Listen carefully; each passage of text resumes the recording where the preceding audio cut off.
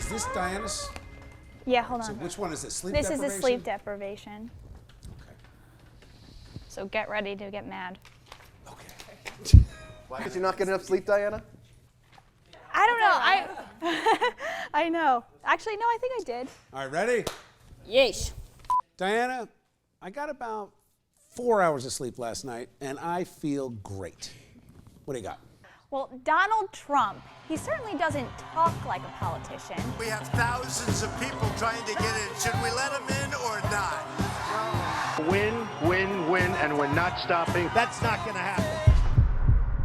Well, some political pundits now think there could be a reason for that bluntness, saying that Donald is just really sleepy.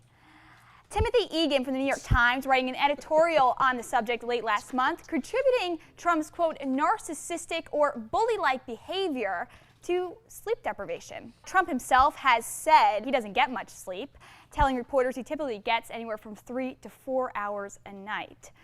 But does that mean he suffers from sleep deprivation? It's conceivable that someone who is sleep deprived is going to make some interesting comments and not comments that they mean to.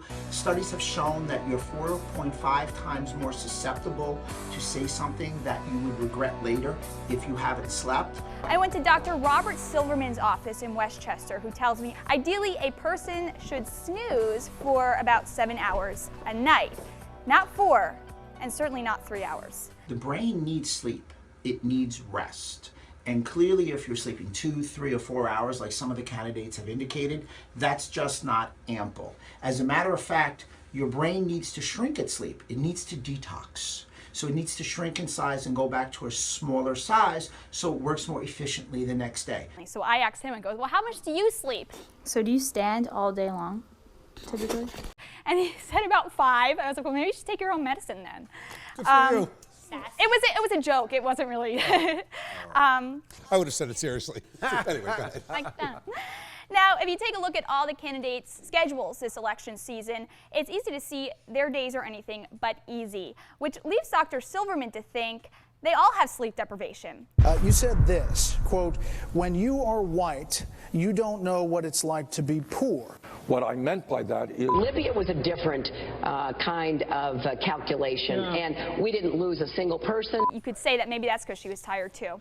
I also interviewed Randall Pinkett, who is a 2005 winner of The Apprentice. And while he agrees that Donald is certainly a workaholic, he also says, you know, this is no excuse that Donald does not suffer from sleep deprivation. The assertion that Donald's statements are the result of sleep deprivation, to me, is ridiculous.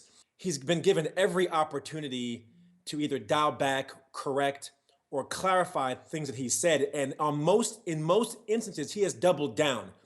When asked, whether you want to build a wall, he said, I'm going to build the best wall. Do I think Mexicans are rapists and criminals? Yes, I do. So I have to write that off as a result of sleep deprivation. As you probably can imagine, he's not going to vote for Donald Trump.